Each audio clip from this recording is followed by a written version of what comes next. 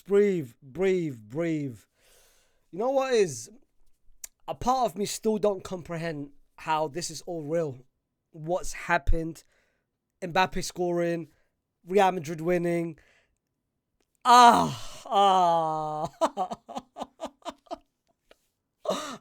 This is unreal. But listen, a lot of things to talk about. A lot of things to talk about.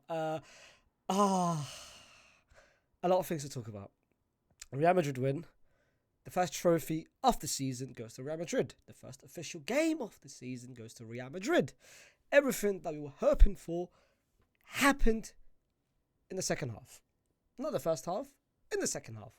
But a lot of things to talk about. Before I go any further, before I give you the 5 things that we've learned from today's game, don't forget to like, share, subscribe, and if you're new to the channel, welcome. And also comment your thoughts about the game and whether you agree or disagree with what I'm about to say. The first thing that we've learned from this game is Jude Bellingham. Actually, you know what? Before we go to Jude Bellingham, I just want to talk about the difference and how we played in the first half compared to the second half. The first half, you guys witnessed it to the T. The system was clearly missing. The formation was clearly missing. There was no unity in that midfield. There was no understanding of that midfield. I think the first 45 minutes was the perfect demonstration how a team with so many players who's not used to playing with each other, because bear in mind, the pre-season that we played, the 3 games that we played in the pre-season, 4 of 5, 6 players that played today were missing from that pre-season games, from the whole tour. So this is nothing new. I saw a lot of people overreact heavily. Oh, Mbappe. Oh, Vini. Oh, Jude. Oh, what's going on? Oh, that's not midfield. Oh, the attack is all on the left-hand side. It's all about understanding. It's all about understanding each other, because this is the first 45 minutes which they've learned to play with each other. And secondly, we all know that the midfield of 4-3-3 was never going to work out. Was never going to work out because Toni Kroos was the perfect demonstration of that. Bro, the first 45 minutes explained it to you that last season was all Toni Kroos. And the reason why the diamond formation last season was so successful was because of Toni Kroos. Why would you go back from from the diamond formation of last season to the 4-3-3, which you know was never going to work out? Because the profile of Fede was different in the first half. Chemeni was man-marked by 2 or 3 players whenever he was trying to get the ball. Jude Bellingham was nowhere to be seen. He was very impactful trying, but you know the role was different. But the second half, if you guys noticed, the whole system got changed. We changed the formation. We didn't play 4-3-3. Yes, no one went off, but Rodrigo was being asked to play more in the middle. So we went from a 4-3-3 into the diamond formation where Rodrigo was playing more centrally before Luka came on and everything. And the second half, you looked at it. It was perfect when the system was there. It was perfect when we had 4 midfielders in the midfield. But Jude Bellingham. Let's talk about him first, because that's the first thing we've learned. Jude, all the disrespect they gave you. I honestly, let me just say this, an advice from me to you, from a brother to a brother. You better change your nationality. You don't deserve to be British. You should change your nationality to Spanish or French or Italian or Brazilian or Chinese or Iraqi. Leave this country. This country does not deserve you. That they do not deserve you. They will never appreciate you. After what I saw and all the chit chat about you in the Euros and people trying to change the narrative about you. They're trying to change what happened last season. They're trying to make us forget what Jude did from September to May and only concentrate on 1 month. 7 games to judge you, to determine the player that you are. They're trying to compare you to Dele Alli. Have some shame. Have this. What a performance you dropped today. That second half, honestly, to God, complete performance. And it wasn't just a 10. It was an 8. You were progressing from deep, collecting from deep, tackling, defensively, going forward. The first goal was all youth, the pass to Vinicius Jr. The second goal, exceptional vision. Everything about you was incredible. Everything about you was incredible in this game. You deserve man of the match 100%. And if you continue to perform the way you do, the ceiling is... I can't even see the ceiling because it's that high. It's that high. The second thing that we learned. Valverde. I've always said how important you are. This new look of Real Madrid without Toni Kroos will be painful. It will be different to Real Madrid. We are going to struggle in most games. But bro, I expect you to take the game on yourself and deliver and showcase what you can do in terms of your passing. The first half, I felt like you didn't want to. I felt like, what should I do? We all know what you can do. We don't need to tell you what you can do. You know what you can do yourself. You know what you can provide. We've seen it last season.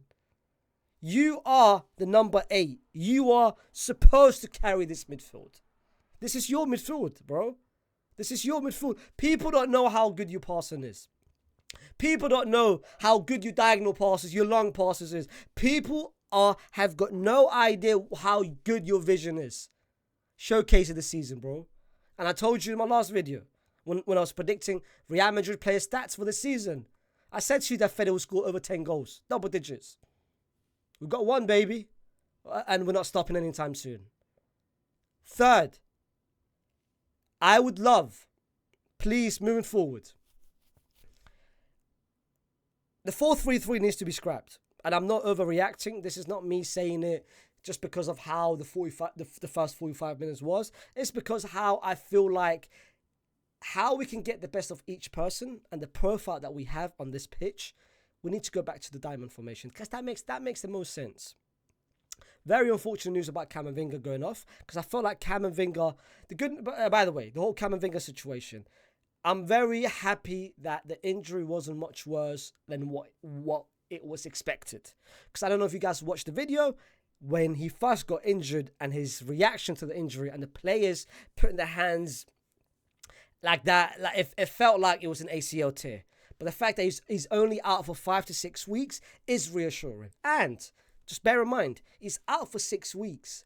Between that period, there is an international break in about 2 weeks from now, which will last 2 weeks. So technically speaking, he's only out for 4 weeks. So he's not missing many games. So it's good that he's injured now than maybe in crunch time or in a much worse situation. Camavinga would have been perfect in this system that we have because the only difference would have been put Camavinga and then add Mbappe. Rodrigo needs to play as a 10. Last season, if you guys remember, the diamond formation wasn't really the diamond formation. We were playing most of the time, we were playing 4-2-2-2. Jude was playing on the left-hand side, Fede was playing on the right-hand side, and Toni Kroos and Tchouaméni would form the double pivot most of the time when we had the ball, if you guys actually watch the games. This season is going to be different. This season, we are going to be playing 4-2-2-2. I'm hoping, but this time around, Fede would have to drop a bit deeper to play with Tchouaméni. That's why I said earlier, Fede needs to take the game on himself, bro. Show leadership this time around. Say to yourself, I'm here to control the midfield. I'm here to dictate the midfield. And that's why having Rodrigo, rather than playing on the width, move him centrally a little bit where we can get the best out of Rodrigo. Because, bro, Rodrigo will be a starter for the next 6 weeks. If he doesn't perform well, we've got Arda Güler. And trust me, Arda Güler can do a better job as well in that midfield as a 10. So that's why Rodrigo for the next 6 weeks, you've got a very important role, bro. You got a very important role. If you don't deliver, if you don't showcase what you can do, like the second goal, well done. Because he intercepted it, he took the ball, and it pretty much created the second goal. But, bro, you need to please do better. Do better, because Arda Güler's on the bench waiting. And trust me, I have got no concerns in replacing you with Arda Güler. But I know what you can do. I know what you can provide. Right now, if you ask me who's better, Rodrigo's better. Of 100%. But please do better. Last but not least, Kiki. Lottin. I swear to God, yeah, when he scored, I swear to God. I've been waiting for this day for 7 years. I'm not even overreacting. You guys might call it cringy. I don't give a single damn what you might have to say. I've been waiting for this day for 7 years, bro. You don't understand. Every year, I would go to a transfer window and say, I want Mbappe, I want Kylian, I want Kylian, I want Kylian. It would never happen. It would never happen, bro. Since he was young, bro. Monaco days, before Monaco days, I want Mbappe. It would never happen. The fact that, when he first touched the ball, bro, I got emotional. I was like, rah, I've been waiting for this day for 7 years, bro. When he scored the goal.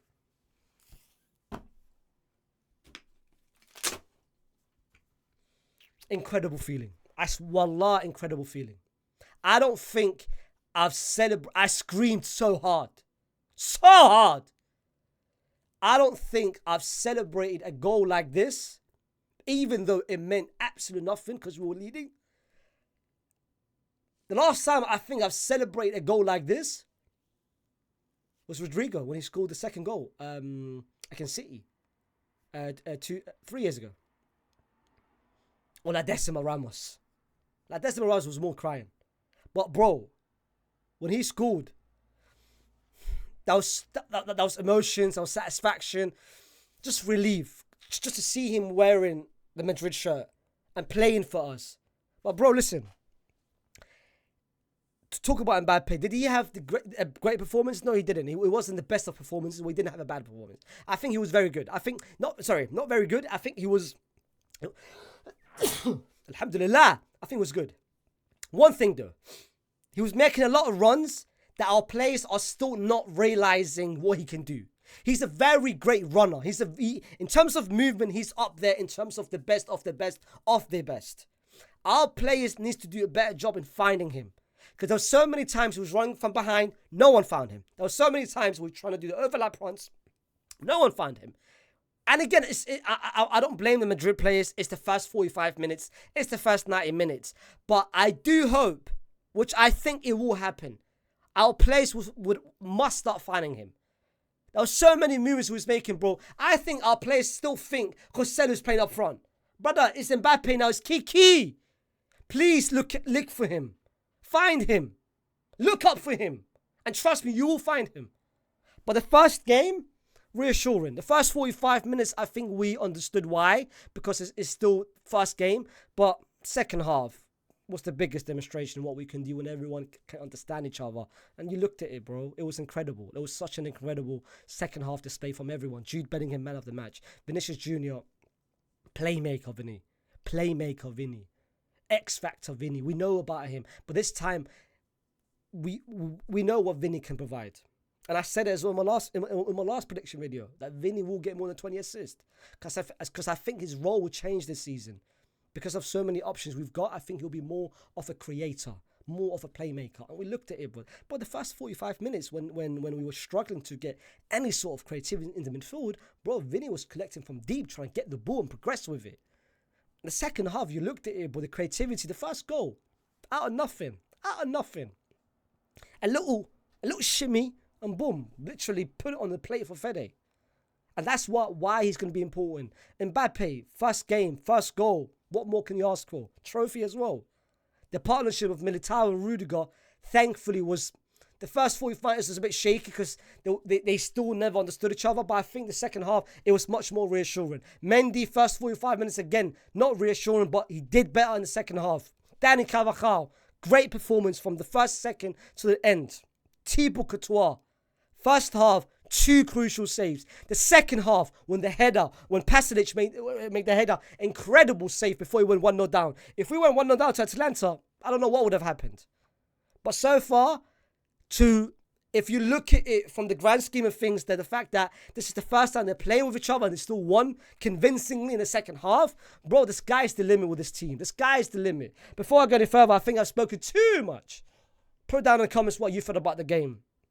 What you think about each person. Rate each person. Let me know what you think about what I said about each person, about my thoughts about the game. Don't forget to like, share, subscribe. And like I said, man, first game is in the bag. First trophy in the bag. 6 more trophies to go.